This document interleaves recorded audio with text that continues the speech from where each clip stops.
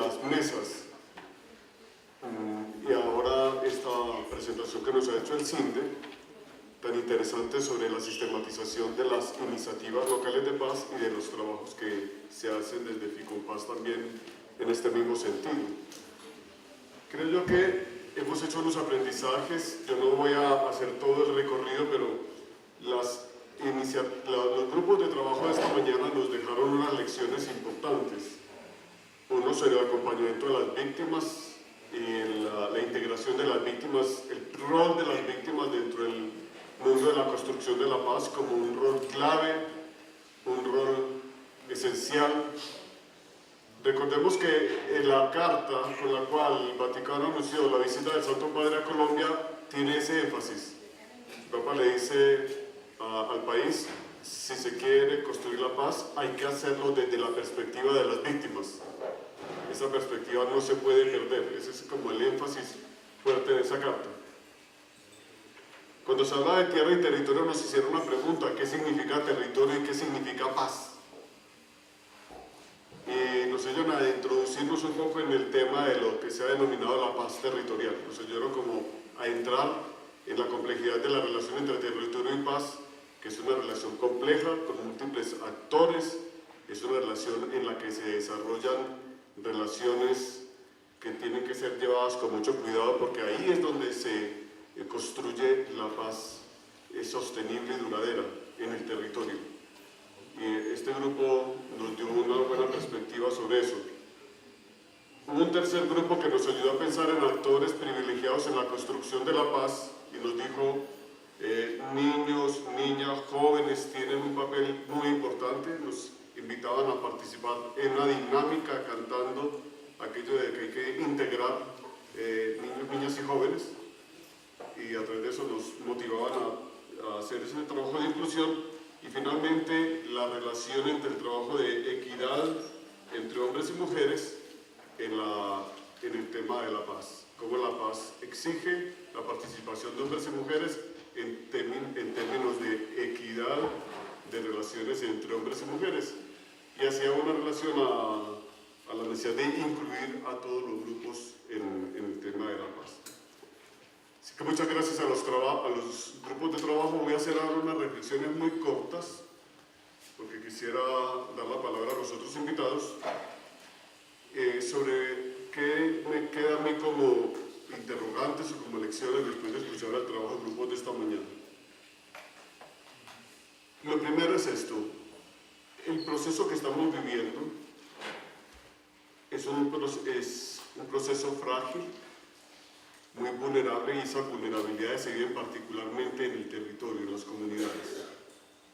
Si el tema de construcción de paz no es un tema donde se camina sobre un terreno tan firme y tan seguro, es un tema en el cual se camina sobre fragilidades y vulnerabilidades muy grandes.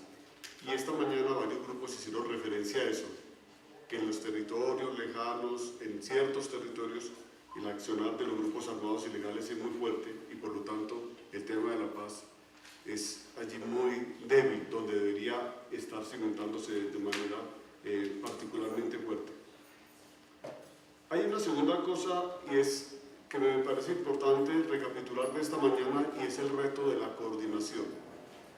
Es decir, el tema de construcción de paz no es propiedad, ahora decía Reynoso, de valores del CINDE, no es propiedad del Estado, no es propiedad de nadie específicamente, es un tema de la sociedad, pero es un tema de coordinación.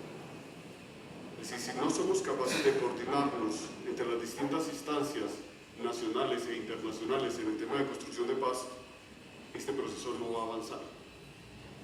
Entonces aquí hay un desafío muy grande, y es el diálogo que nosotros seamos capaces de establecer con otros actores en las realidades locales y regionales. Hasta donde la iniciativa local que estamos manejando es capaz de articularse con otros actores y es capaz de construir puentes. Porque la iniciativa local de paz, para que sea iniciativa local de paz y tenga ese nombre, tiene que ser constructora de puentes entre quienes están enfrentados y divididos y con otros actores que pueden ser las autoridades territoriales o pueden ser otros actores de la vida social. Ese tema de la articulación coordinación es clave porque si el país sigue avanzando en estas conversaciones y se firmara un acuerdo, por ejemplo, con las FARC o el ELN o con ambos, el país tendría un desafío muy grande en el tema de la coordinación.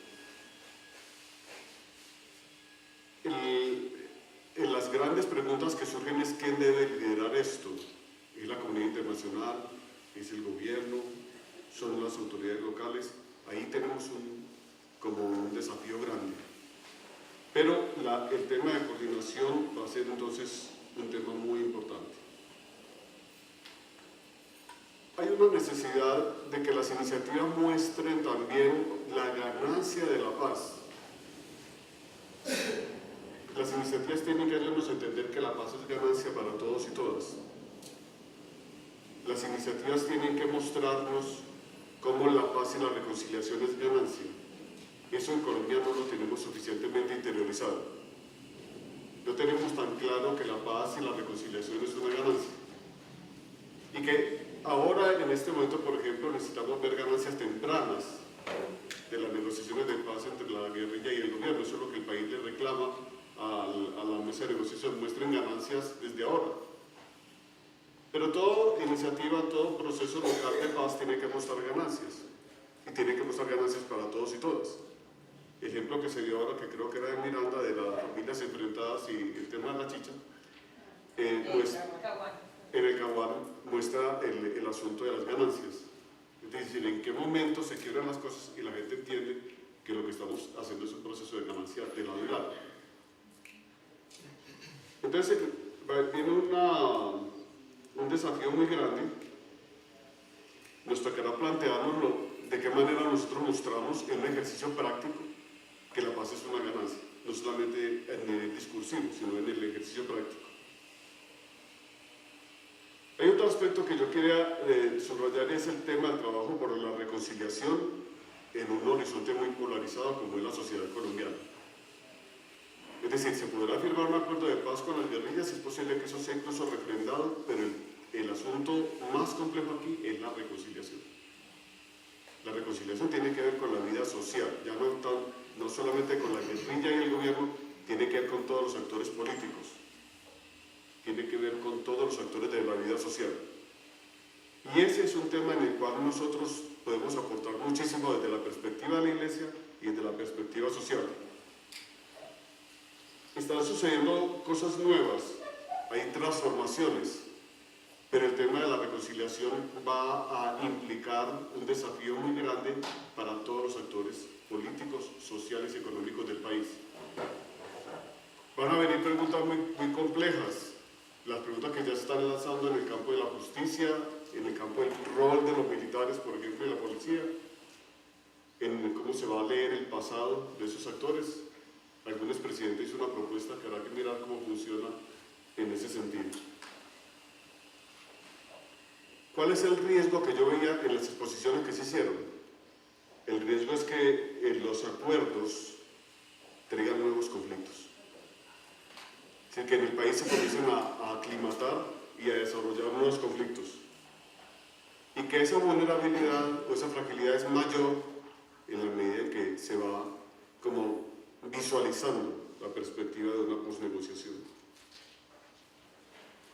Y hay que comenzar a dar esa discusión, cómo se van a manejar las múltiples conflictividades. Por eso me gusta mucho el ejercicio que hemos hecho, porque nos muestra que la conflictividad no es una, no es el tema del ELN o de las FARC, ese es un conflicto, pero que la conflictividad es más grande que eso, y que el rol nuestro tiene que ir más allá, porque pasadas las negociaciones, no podemos caer en la expectativa que eso va a resolver la conflictividad. Eso va a traer otras conflictividades. Y tenemos que prepararnos para eso y ser conscientes de que esas nuevas conflictividades van a traer desafíos muy grandes. Si el país se va a ver delante de un escenario muy complejo. Hay unas necesidades básicas que yo veo ahora en la exposición y que nosotros tenemos que entender e ir reflexionando sobre ello. Una es comprender que todo, lo decía usted ahora, una es entender que no todos los temas, por ejemplo el tema del desarrollo, no se van a discutir en La Habana, que eso lo ha dicho el gobierno, el tema del modelo de desarrollo no se va a discutir Pero entonces, una necesidad que queda pendiente es de qué manera se va a resolver la relación entre el modelo de desarrollo y la construcción de la paz. Y eso nos toca empujarlo desde la base. Nos toca empujar desde la base para que se armonicen la concepción del desarrollo y los planes de desarrollo con el tema de la construcción de la paz. Y hay otro tema que hace parte de las necesidades de las comunidades y es el tema de la seguridad. Aquí ahora se trató de varias maneras ese asunto. Es decir, ¿qué concepción de seguridad vamos a tener y de qué manera vamos a construir una sociedad donde la seguridad sea mayor? Hay que hacerse un poco conscientes de las perspectivas, de los tiempos que tenemos en este momento y que la paz, digamos, no es un tema que esté a la vuelta de la esquina. Hay un camino largo por recorrer, aunque haya firma de acuerdos, pero el camino de la paz está en un camino muy, muy largo. ¿Qué es lo que podemos hacer desde las iniciativas? Tenemos que hacer un proceso de planificación de la paz territorial y de la reconciliación territorial. Algunos hablan también de la justicia territorial como una agenda prioritaria para las comunidades. Eso hace relación a la manera como las comunidades se apropian del tema de la paz y lo hacen realidad, ya en ejercicios concretos muy locales, en ejercicios muy cercanos. Nosotros hemos hecho una gran discusión en el Secretariado Nacional de Pastoral Social si debemos de empujar mucho más procesos regionales o locales. Por múltiples circunstancias hemos concluido que los procesos locales serían lo que más encajaría con nuestra misión. Creo que ahí hay como unos grandes puntos. Y un punto final en el cual quiero subrayar, sobre el cual quiero llamar la atención, tiene que ver nuevamente con el tema de la reconciliación. La reconciliación tiene que ver con la construcción de un orden nuevo. La reconciliación no tiene que ver con volver al pasado ni con repetir lo del pasado, sino que tiene que ver con la construcción de un orden nuevo. La reconciliación es una dinámica de construcción. En eso tenemos que insistir mucho porque a veces la gente entiende la reconciliación como una cuestión emotiva, de abrazar a aquel con el cual yo estaba distanciado. Y la reconciliación es un proceso de construcción de más largo plazo. Tiene que ver con construir escenarios y con construir perspectivas nuevas. Claro que la reconciliación nos obliga a desmontarnos de muchos prejuicios. Y en ese proceso tenemos que acompañar a las comunidades. Porque hay conceptos, percepciones que nos hemos hecho y que hay que desmontar. ¿Cómo lo vamos a lograr después de tantos años de insistencia de que hay unos que son malos, otros buenos, que hay unos que son terroristas, otros que son antiterroristas? ¿Cómo nos vamos a desmontar de eso después de tantos años? ¿Cómo vamos a lograr, por ejemplo, que la fuerza pública que ha sido entrenada para combatir a muerte a los que se consideran enemigos entienda que ahora hay que hacer un proceso de diálogo y eso es una reconversión muy tremenda? Pero eso también nos toca a toda la sociedad colombiana. Si hasta hace muy poco y todavía muchos discursos insisten en la maldad de algunos de los sectores. Entonces el tema de percepciones aquí pesa muchísimo. Y hay otra cosa que yo diría fundamental y es que nosotros tenemos que hacer el ejercicio de aprender a hacer una labor de escucha mayor en las comunidades. Una escucha mucho más proactiva, una escucha mucho más de fondo. Porque nosotros muchas veces no tenemos capacidad de escucha. Nosotros muchas veces no tenemos capacidad de diálogo porque no somos capaces de escucha. Y el proceso que viene nos va a exigir mucho diálogo. Nos va a exigir mucho más flexibilidad. Nos va a exigir mucha más capacidad de entender otras perspectivas. Y ese es un ejercicio bien complejo.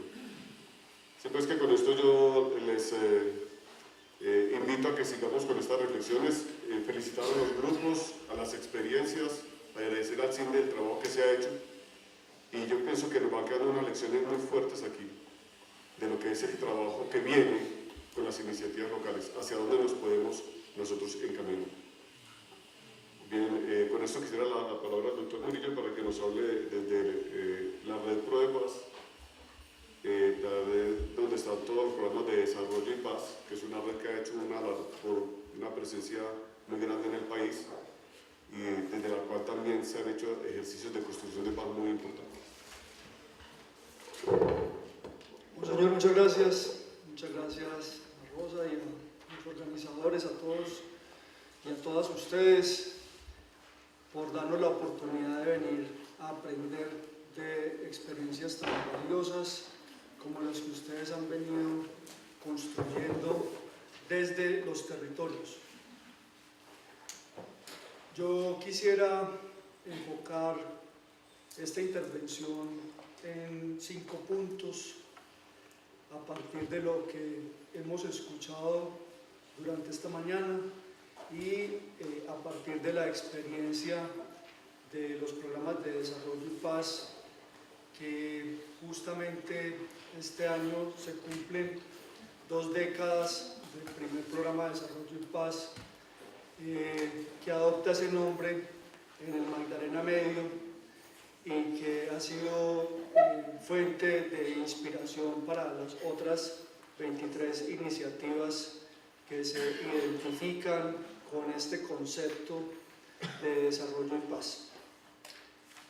Y justamente quisiera comenzar por una reflexión a propósito del desarrollo.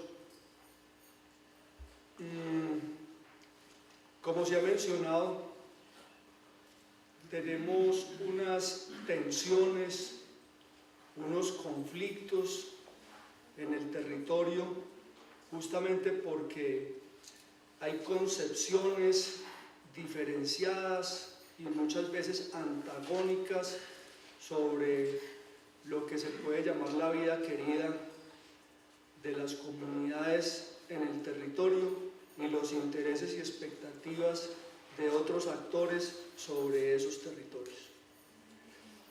Y este no es un problema de ahora.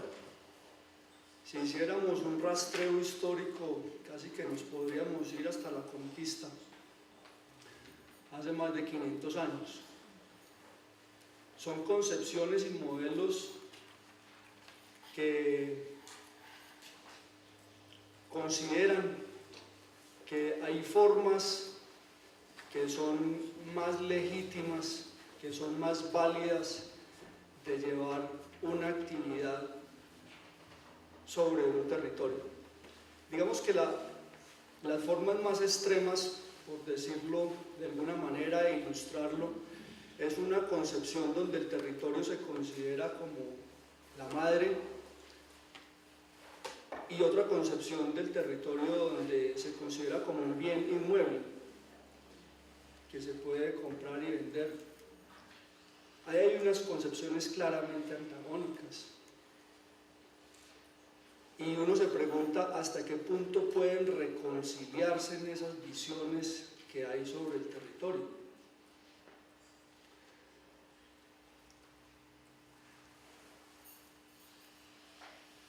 La pregunta es cómo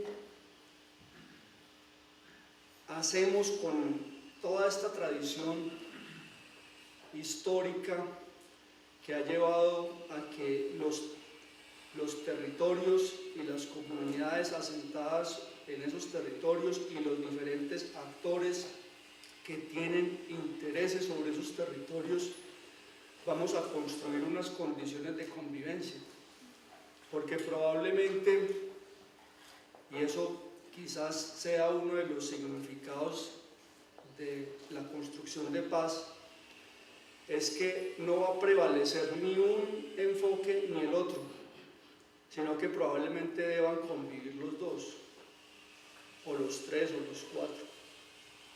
Entonces, la pregunta es sobre cuáles van a ser esas reglas de juego para que podamos coexistir en los territorios diferentes modelos o concepciones del desarrollo o de la vida buena. Y tenemos un problema, yo diría que de fondo, y es que las lógicas del capital, las lógicas de la economía de mercado, son unas lógicas muy distintas a las lógicas de la democracia. La democracia implica unos tiempos implica unos diálogos, implica la construcción de unos consensos, y las lógicas del capital privilegian la optimización, privilegian la eficiencia, la generación de valor, la rentabilidad. Claramente son dos lógicas que en momentos determinados terminan imponiéndose unas sobre otras. Y la manera más dramática en que esa superposición o esa tensión entre esas lógicas es la compra de votos. O sea, cuando el mercado se mete en la política y el voto tiene un precio y una campaña tiene un precio, entonces pues la voluntad popular queda condicionada al mejor postor, al que tenga más plata para pagar una campaña y hacerse elegir, y que por supuesto, como todo negocio, pues va a esperar un rédito. Entonces, ¿quién vela por lo público? Se supone que esa es la función primordial del Estado, de una manera imparcial, tramitar los conflictos, las diferencias de intereses, pero cuando el que vela por lo público ya tiene un interés marcado, ha estado financiado por algún actor que tiene un interés económico totalmente determinado, pues no puede actuar de manera imparcial. Esa es una realidad que tenemos, no es una realidad exclusiva de Colombia. Lo que pasa es que en Colombia se ha expresado ese conflicto por el desarrollo.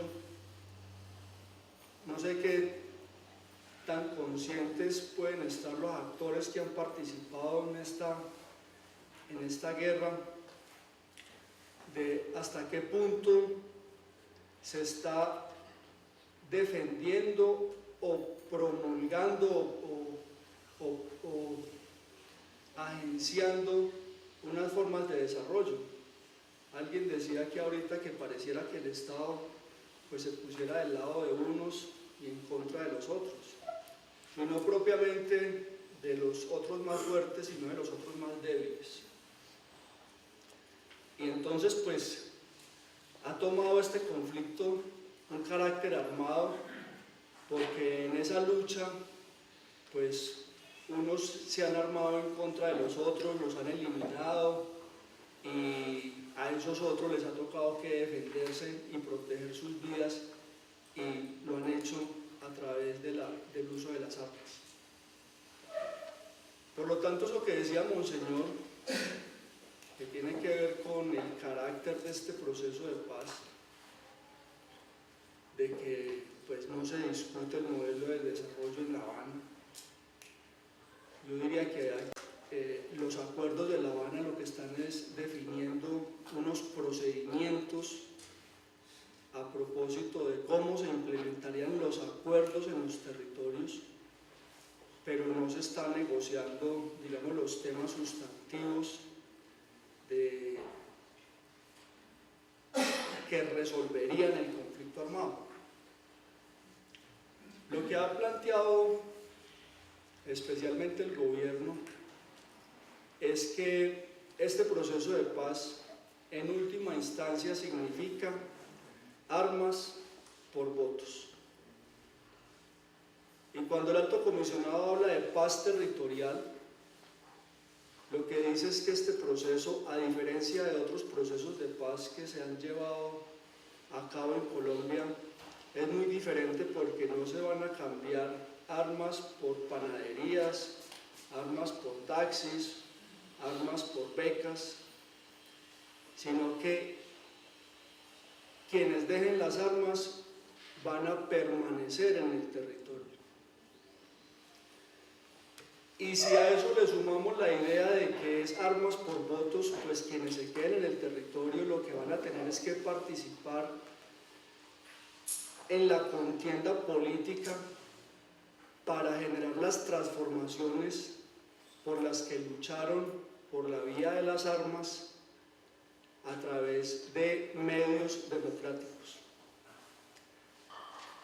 Entonces yo diría que la sostenibilidad de este proceso pues va a depender en muy buena medida de qué tanto logremos profundizar en la democracia.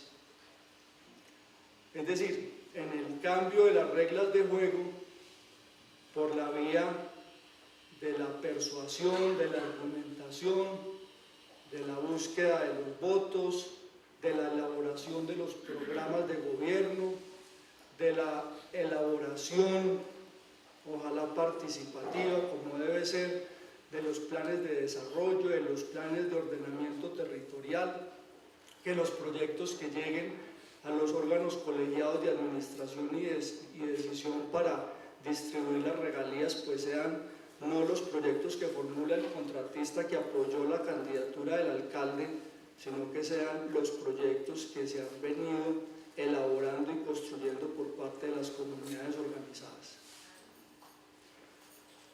Y digo que la sostenibilidad del proceso va a depender en buena medida de la profundización de la democracia, porque va a depender de todos y de todas, nosotros y nosotras, de qué tanto estamos dispuestos a que no solamente se profundice, sino que se amplíe la democracia. Y esto significa creer en la democracia. Significa de que tenemos que cambiar esa lógica, ese concepto de ver el ejercicio de la democracia como un negocio vil de unos cuantos políticos y podernos apoderar o empoderar, como nos gusta hablar en los programas de desarrollo y paz, del bien común o del interés general. Y yo creo que todas estas iniciativas que se vienen gestando desde la cotidianidad, que están pensando justamente en construir un interés general, tienen que lograr que se transformen en apuestas políticas. Nosotros hacemos esta reflexión en la red. ¿Quién va a financiar las iniciativas que se construyen desde las comunidades? La cooperación internacional. La cooperación internacional va de salida. Están aquí porque estamos tratando de resolver un conflicto, pero lo dicen de todas las maneras. Colombia es un país de renta media que no debería estar siendo sujeto de cooperación. Hay cooperación porque hay conflicto, y si hay conflicto seguramente que habrá cooperación, pero no podemos esperar que el desarrollo de Colombia lo financie la cooperación internacional. Yo diría que la mejor contribución de la cooperación internacional es en la formación y en el fortalecimiento de capacidades, capacidades para la acción pública, para la acción política, para la gestión de lo público. Ahí es donde se necesita, no para que nos hagan la tarea. Esa tarea nos toca hacerla a nosotros. ¿Quién más puede financiar el desarrollo? Las empresas. La responsabilidad social empresarial, de la que tanto se habla hoy, es bastante limitada. En principio, debería por lo menos estar enfocado a atender los impactos que genera una actividad productiva sobre un territorio. Es lo mínimo que deberíamos esperar. Y no es un asunto solamente de las empresas, también es del Estado. Pero si el Estado no hace cumplir un plan de manejo ambiental, si no vela porque se concerten esos planes de manejo ambiental con las comunidades, o que se hagan las consultas previas con los pueblos indígenas y comunidades negras, entonces ¿quién va a velar porque se cumplan a cabalidad los planes de manejo ambiental que están orientados hacia el manejo de los impactos que genera la actividad productiva? Muchas empresas hacen responsabilidad social como una manera de hacer marketing social. Me llegó ayer un correo de iglesias y minería, y están denunciando estas iglesias que empresas mineras quieren financiar a los seminarios donde se forman los misioneros. Entonces, dicen ellos, ¿por qué nos quieren financiar la formación de nuestros misioneros?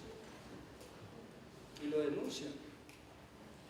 Esa es parte de la actuación de las empresas, ¿cierto? De legitimar sus actuaciones, como se dice, comprando conciencias. Pero hay conciencias que no tienen precio.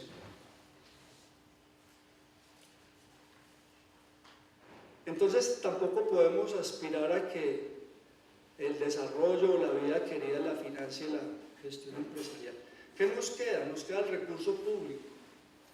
Y yo creo que no podemos aceptar más este asistencialismo tan grotesco. Ahí lo dicen en el documento, volviendo mendigos a las comunidades.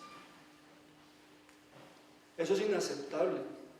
Eso entraña un desprecio por la dignidad humana. Yo creo que nosotros no estamos esperando que nos den. Lo que nosotros necesitamos es fortalecer la capacidad. Y a lo que tenemos derecho es a que el desarrollo construido desde las comunidades se financie con recurso público, como debe ser. Pero para eso hay que lograr que nuestros proyectos queden incorporados dentro de los planes de desarrollo de nuestro municipio y nuestro departamento. Yo le preguntaba hace un tiempo a una señora que venía del municipio de Tiquicio, sur de Bolívar. Había participado en los procesos de formación y acompañamiento del programa de desarrollo y paz de Magdalena Medio. Le dije, dígame, ¿cuántos proyectos ustedes han logrado que queden incorporados dentro del plan de desarrollo del municipio? Y me dijo, este año el alcalde no nos ha dado nada. Y yo decía, perdimos el año. Y no perdimos uno, perdimos varios. Ese alcalde no tenía que darle nada, porque esa señora lo que tenía era derecho. Pero para hacer efectivos esos derechos hay que lograr de que de manera organizada los candidatos por los que votemos o vamos a votar ahora en octubre, que van a ser los alcaldes y los gobernadores y los concejales y los diputados del posconflicto, como lo quieran llamar, esos son los con los que vamos a tener que trabajar para implementar los acuerdos de La Habana en los territorios. Ellos tienen que representar esas expectativas. Y yo veo que las comunidades, y se señala en el informe, comienzan a tomar conciencia de lo público, comienzan a tomar conciencia de que el Estado les pertenece. El Estado no es para hacernos favores, es que el Estado es de nosotros. La Constitución del 91 tuvo ese gran cambio de paradigma en sentar la legitimidad del Estado en la participación de los ciudadanos. Ese fue el gran cambio de paradigma de la Constitución del 91. Claro, todavía lo seguimos viendo ajeno porque es que el Estado está cooptado por mafias. Pero tenemos que recuperar el Estado para los ciudadanos. Esa es una labor de los ciudadanos. Y eso no lo van a entregar facilito. Eso no lo van a entregar facilito. Hay que organizarse y luchar por eso. Yo diría que el gran beneficio de poder construir democracia, desarrollo y paz con los fusiles silenciados es que por lo menos vamos a tener un mayor nivel de autonomía para construir nuestras decisiones. Es que es muy berraco deliberar, es muy berraco tomar decisiones cuando uno tiene un fusil detrás o cuando la justicia la hace un comandante de algún frente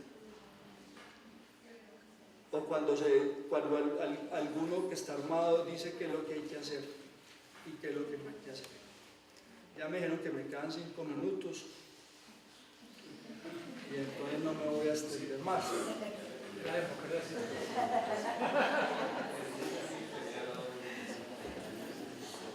Yo dije que iba a hablar de 5 puntos y he hablado de 3, de los conflictos por el desarrollo, de la dimensión social y humana del territorio, sobre el significado del proceso de paz y me quedan 2 puntos que voy a tratar de tocar en estos 4 minutos que me quedan.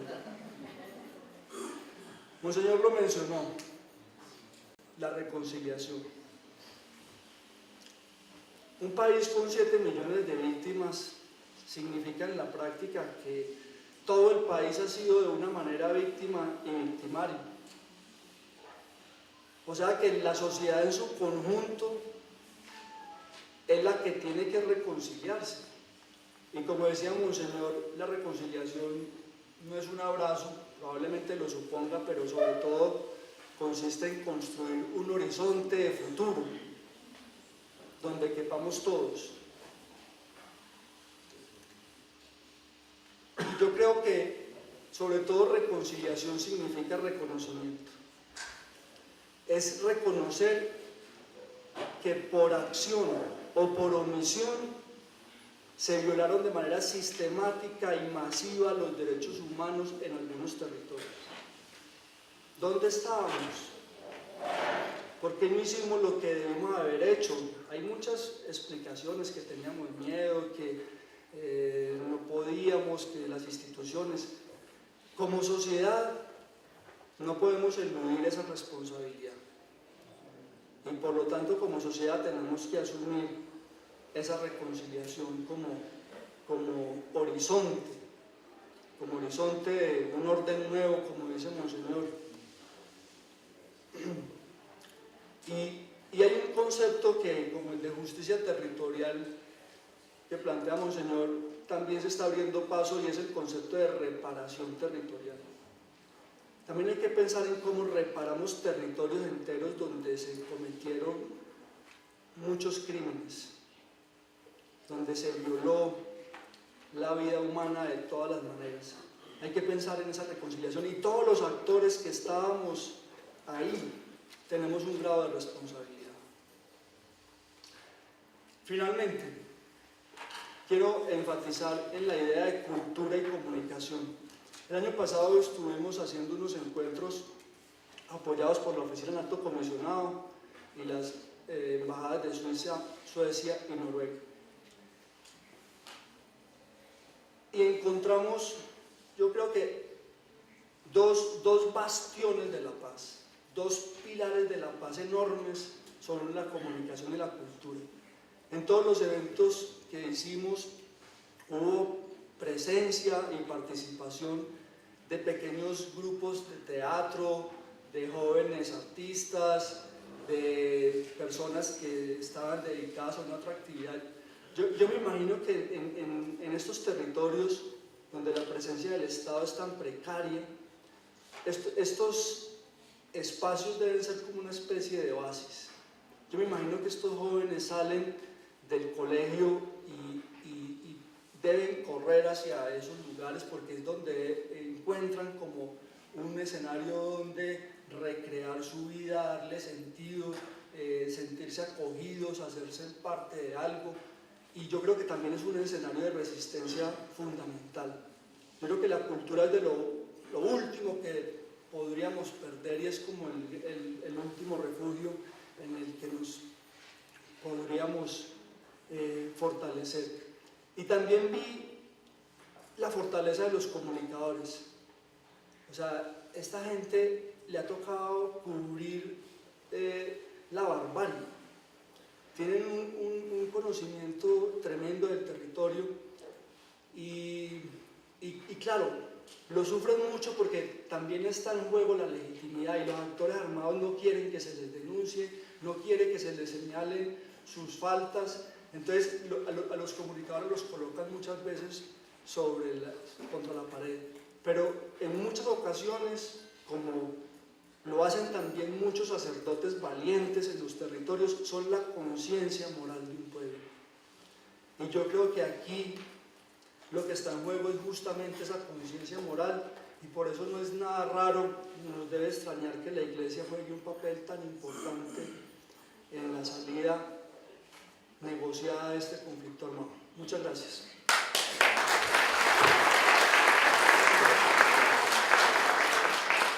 Muchas gracias. gracias a Gonzalo Murillo de la red Pro de Paz. Ahora doy la palabra al señor Julián Loaiza, del CINDE.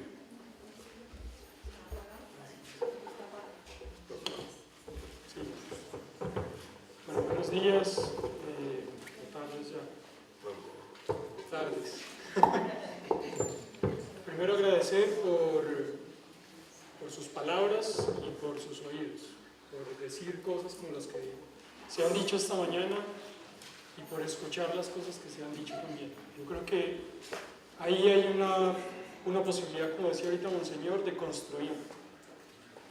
La única posibilidad que tenemos de ponernos en diálogos es diciendo las cosas, como lo decía ahorita el caballero, pero también necesitamos escuchar aquellas cosas que nos decimos.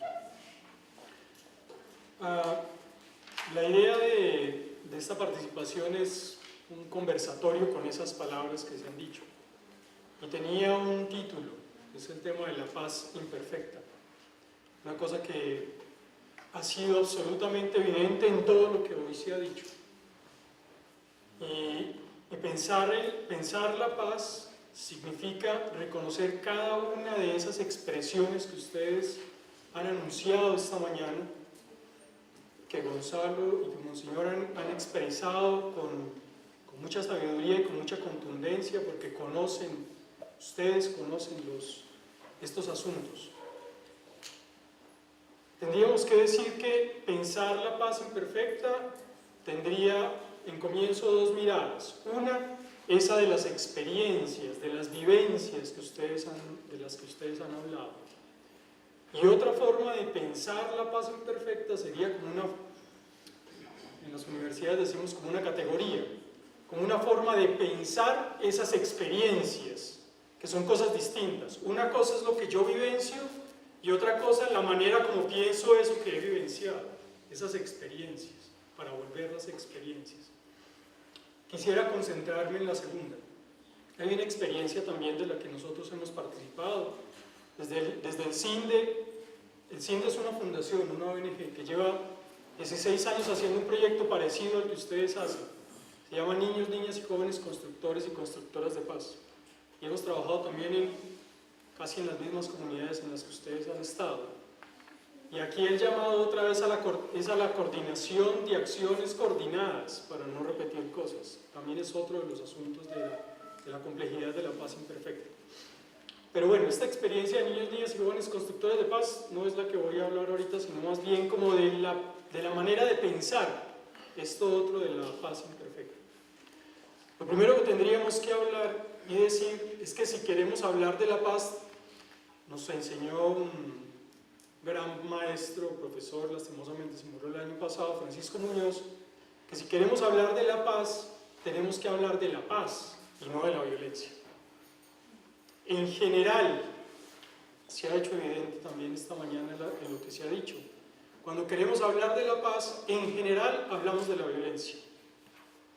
Y ahí tenemos que hacer, decía Francisco y bueno, toda la gente de la Universidad de Granada, tenemos que hacer un giro, que ellos llaman un giro epistemológico, una forma de pensar distinta.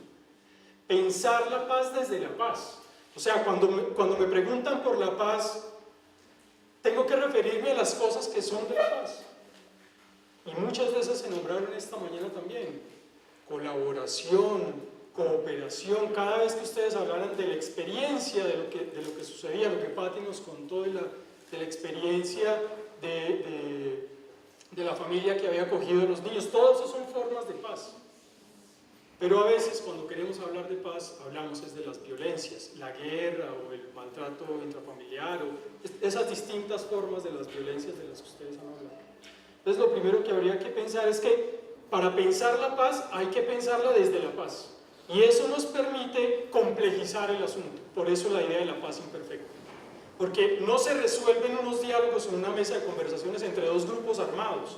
Eso ya todos lo sabemos y se ha reiterado en muchas oportunidades y esta mañana también. Pensar la paz de una manera imperfecta implica, nos obliga, nos convoca, nos vincula a todos y a todas, y en ese sentido complejiza la situación de la paz. Porque no se resuelve en la firma de un documento, no se resuelve en que dos grupos acuerden silenciar los fusiles. Es mucho más complejo, es mucho más difícil, es mucho más difícil también, complejo y complicado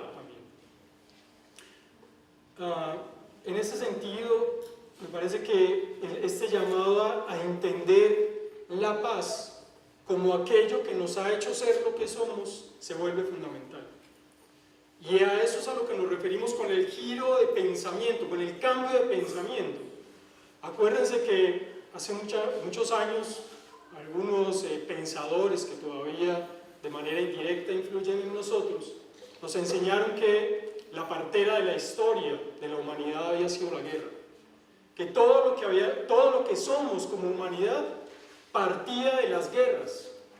Gran mentira la que nos enseñaron. Porque si eso fuera de esa manera, ninguno de nosotros estaba acá sentado. Mejor dicho, ya no existiríamos como humanidad. Porque nos hubiéramos matado. Si la guerra y la violencia es la partera de la historia, ya no existiríamos.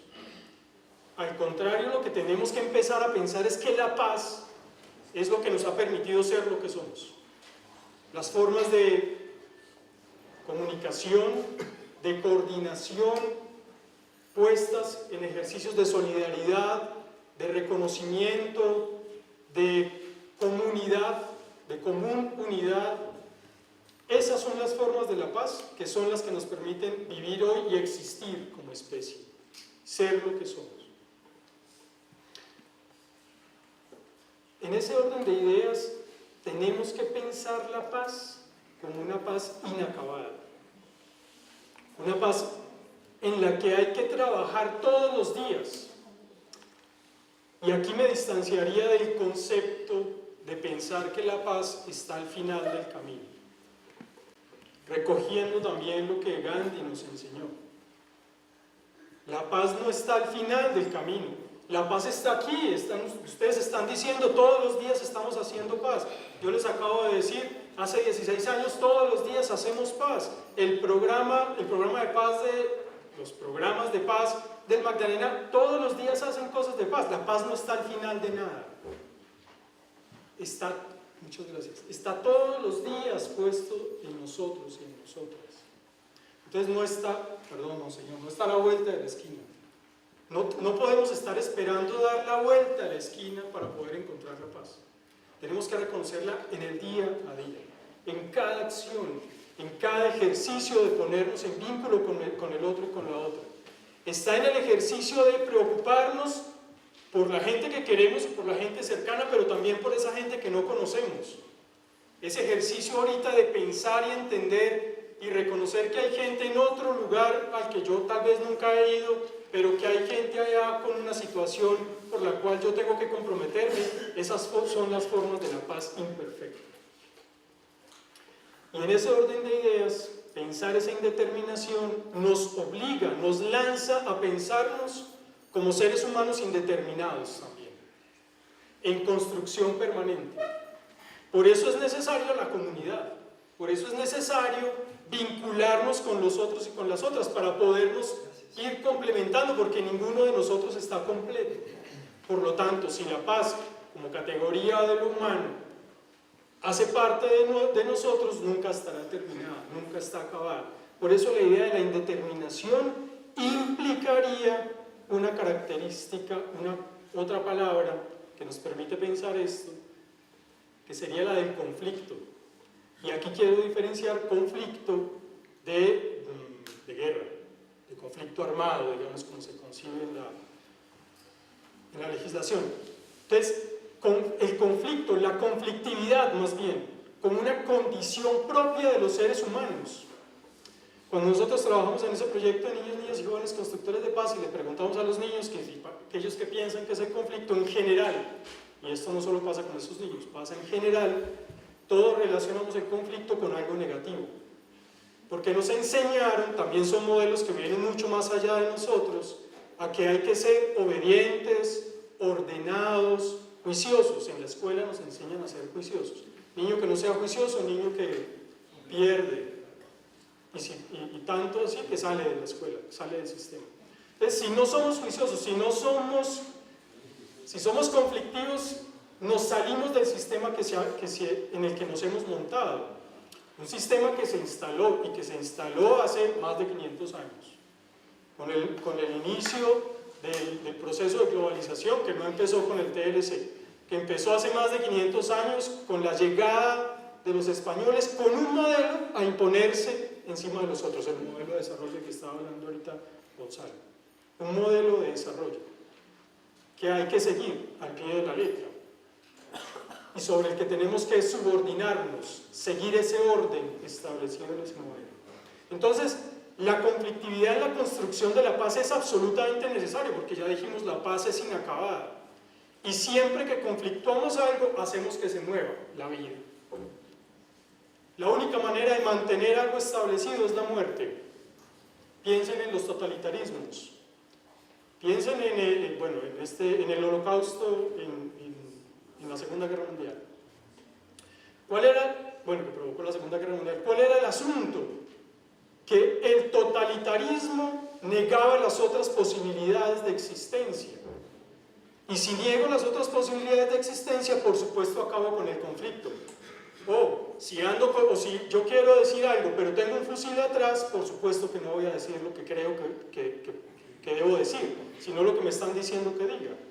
Entonces, el totalitarismo niega la posibilidad de la aparición de la conflictividad como construcción del mundo. La conflictividad como la posibilidad de hacer que el mundo se mueva, que el mundo viva. Que el mundo viva. Todo esto se para en una perspectiva de la complejidad,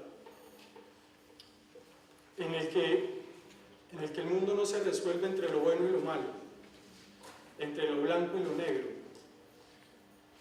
entre el cielo y la tierra, o entre el cielo y el infierno, sino que hay mediaciones.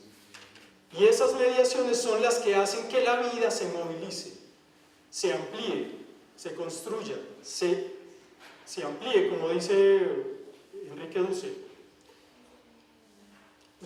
La posibilidad de ampliar la vida, cualitativa y cuantitativamente, es lo que nos hace estar acá. Es a lo que podríamos llamar la paz. El conflicto entonces moviliza y supera la idea amplía la idea de la indeterminación y nos pone en los terrenos de la acción política, de la acción transformadora, de la acción de pensarnos por los territorios en los que estamos, territorios, entiéndase, todo lugar en el que marcamos y nos dejan huella. En todos esos lugares, poder transformar para que la vida ahí se amplíe cualitativa y cuantitativamente. Eso lo vamos a entender por acción política. No solamente el diálogo con los políticos, sino todo ese trabajo que cada uno y cada una de nosotros y de nosotras puede hacer a la luz pública, dice una señora alemana que después se fue a Estados Unidos, Hannah Arendt. La posibilidad de construir con los otros es cuando yo puedo aparecer a la luz pública, sin oscuridades, sin tenerme que ocultar. Entonces, cuando yo no tengo que ocultarme porque alguien me está amenazando, podemos construir eso que ahorita Gonzalo también llamaba reconciliación, bueno, Monseñor también. El reconocimiento de lo que somos en pluralidad, de lo que somos en diversidad. El conflicto entonces ha hecho parte de la configuración de lo que somos históricamente.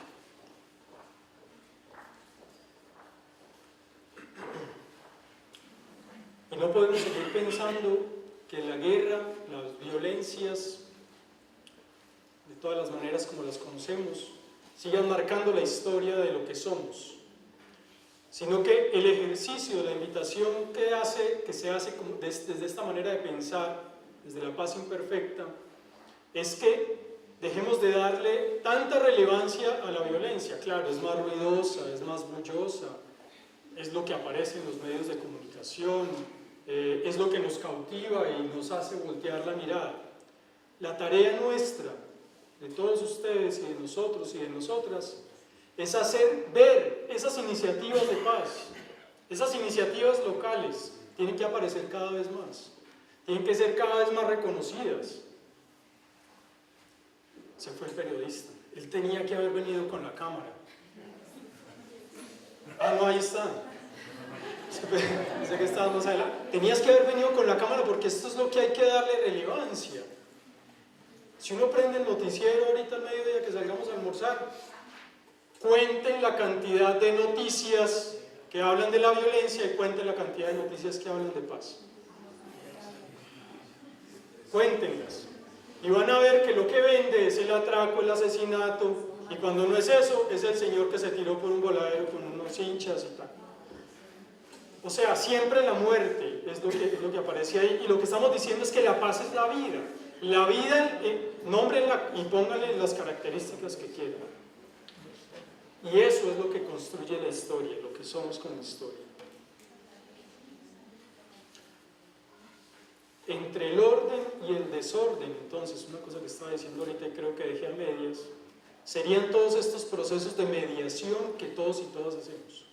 No solo como mediadores, como técnica de transformación o de resolución de conflictos, sino todo el ejercicio en el que nosotros y nosotras entramos en las relaciones con otros y otras y dejamos que las cosas dejen de ser buenas y malas, blancas y negras, etc. Rompemos las dicotomías. Claro que somos dicotómicos porque así nos enseñó el modelo. ¿Se acuerdan de un señor que nos enseñaron en la escuela? A este señor Descartes.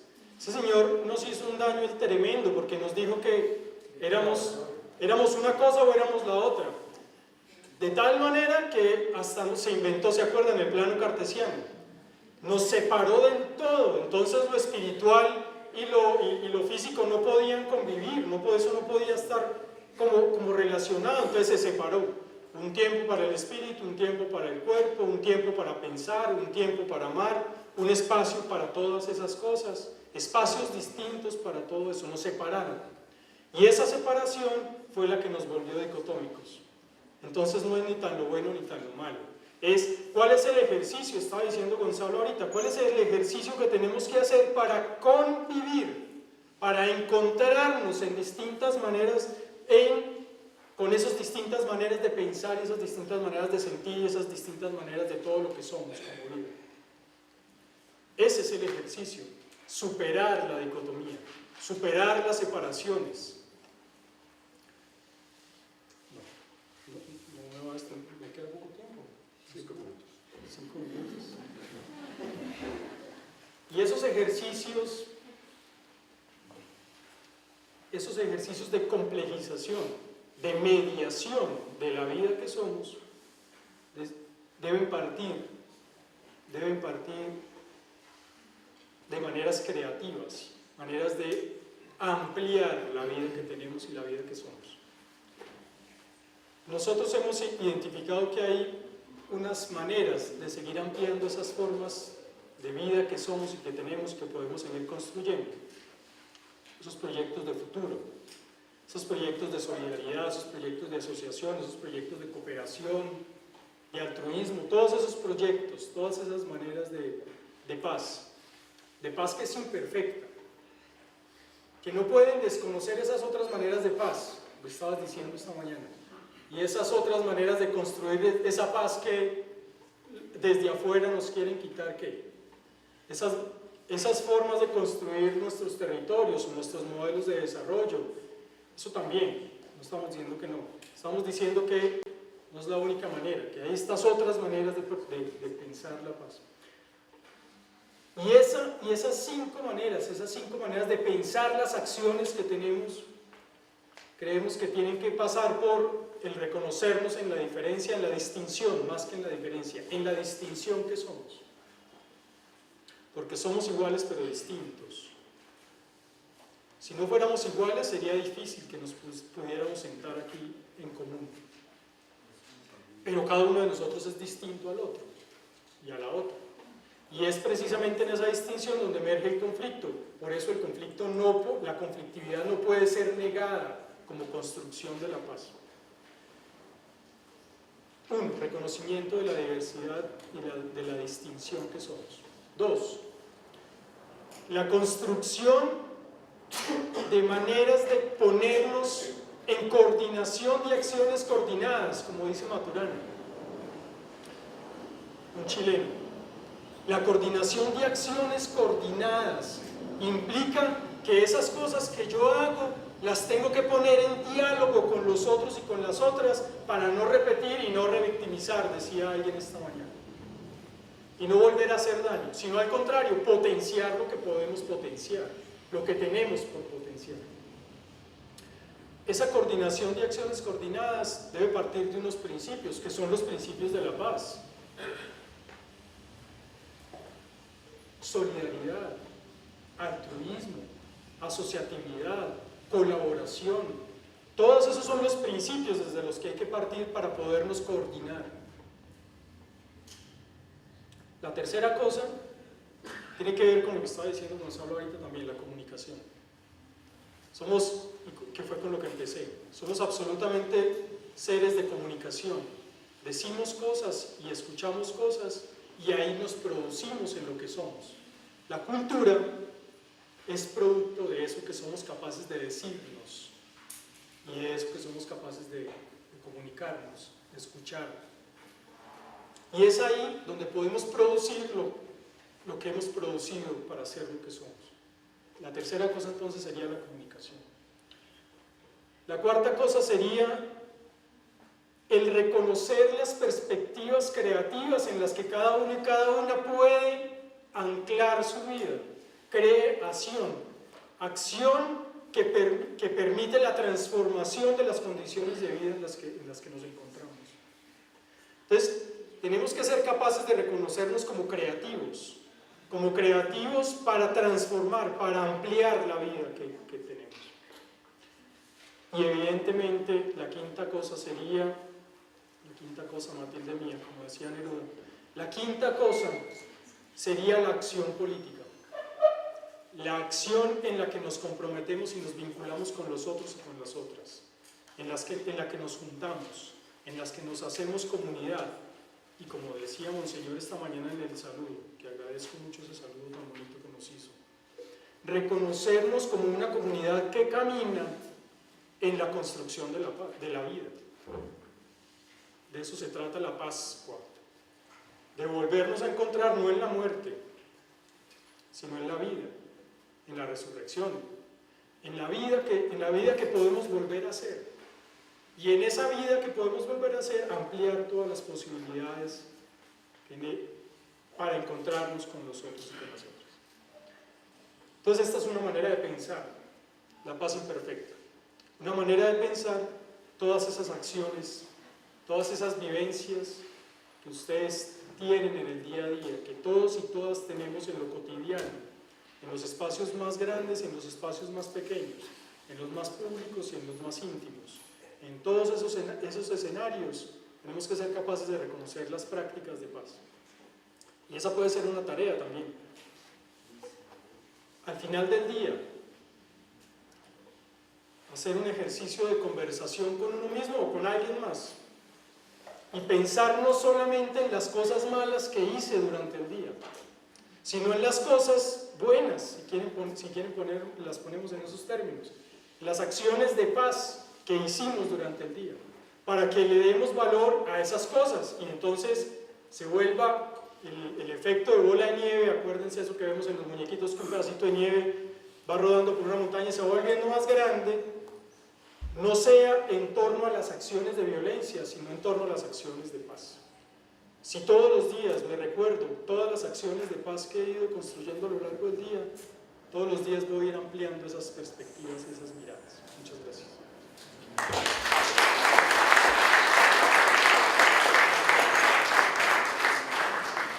Muchas gracias a los expositores. Yo antes de dar la palabra a ustedes quiero hacer como retomar una pregunta que se hacía esta mañana en uno de los grupos. ¿Qué es la paz en cristiano? Y eso lo hacía cuando me hacían la pregunta de qué es territorio también. Y la paz en cristiano tiene un contexto bien interesante y es este. Es una historia que ustedes conocen. Hubo un hombre que se llamó el Pacífico. Ese es Salomón. Porque paz, en su idioma es Shalom, él se llama Chelomo, el Pacífico. Y a ese hombre se le decía el Pacífico porque ese hombre fue capaz de hacer justicia. recuerdan el caso del niño que llevaron, que él decía, si le daban la mitad a una mamá y la mitad a la otra, ¿qué hacía con el muchachito que tenía 2 mamás? Y esa relación entre paz y justicia después se va a expresar en la Biblia diciendo la paz es sobre la justicia. Opus justicia y paz. La paz es sobre la justicia. En cristiano, paz y justicia están muy relacionados. Pero la justicia no es lo que nosotros entendemos hoy por justicia, que es el reconocimiento del derecho del otro. Eso nos viene de unos filósofos griegos. La justicia se entiende más como un ejercicio de largo plazo de reconocimiento y de ejercicio de la dignidad humana. La justicia se le entiende más como un ejercicio de largo plazo de la dignidad de cada persona. Es un espacio en el que se vive, es un ambiente, un espacio vital. En ese sentido, para lograr ese espacio vital en el que cada persona ejerce plenamente su dignidad, se requieren unas condiciones y es siempre una construcción. Es siempre una construcción. La paz es, como usted decía, es algo imperfecto, es un inacabado. Entonces la paz en su sentido pleno, total, es algo que nunca está a la vuelta de la esquina, siempre está muy lejos. Pero como usted decía, la paz es algo que hay que identificarlo en sus expresiones de la cotidianidad. Hay que identificar las expresiones de la cotidianidad. A nosotros eso nos cuesta mucho porque a nosotros nos enseñaron sobre absolutos. Y yo les doy un ejemplo, del otro lado. Para nosotros fue muy difícil identificar, distinguir entre actos de terror y terroristas. Y es un problema hoy cuando hablamos de paz con los grupos armados de la guerrilla. Si nosotros decimos que son simplemente terroristas, no se puede conversar con ellos. Si partimos de Cuba actos de terror, sobre eso se puede hablar. Sobre eso se puede, digamos, discutir. Pero si otro es totalmente terrorista, pues, ¿de qué se conversa allí? Y lo mismo nos pasa un poco con la paz. Si nosotros tenemos el horizonte, la construcción, y hay una cosa que usted me hizo recordar que ese Papa Francisco, en una encíclica de él, dice, refiriéndose al tema de la paz, dice, hay que tener cuidado que el proceso es mucho más que los espacios. Usted ahora hacía referencia a eso. Nosotros tenemos que apuntarle más que a espacios que se llaman iniciativas locales al proceso de construcción de paz. El proceso es más que el espacio, decía él. Y decía, para ir con esto concluyo, otro principio que él enunciaba ahí, y que tiene referencia también con la exposición que han hecho Gonzalo y usted, es el que la unidad es el prevalente sobre la conflictividad, teniendo en cuenta que la conflictividad sí es algo que está permanentemente en la historia, pero nuestra capacidad de construir unidad tiene que prevalecer. Bueno, doy la palabra a quienes quieran intervenir y hacer aportes. Tenemos todavía unos 35 minutos hasta la tarde, entonces, por favor, doctor Sepúlveda. Lo primero, monseñor, es darle las gracias en nombre de Evelyn, de Natalia y del PNUD, de Naciones Unidas, por habernos permitido entrar a esta casa y habernos permitido conocer en forma directa las experiencias que tienen en todos los rincones del país.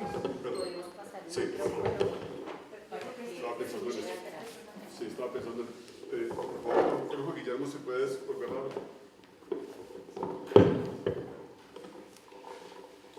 Lo primero, monseñor Héctor Fabio Henao y todos los asistentes, darle las gracias en nombre de Evelyn, de Natalia y del PNUD por habernos permitido desde Naciones Unidas entrar a vuestra casa y conocer en forma directa todas las experiencias que tienen desde los diferentes rincones del país, todas esas vivencias de convivencia, de paz, de construcción.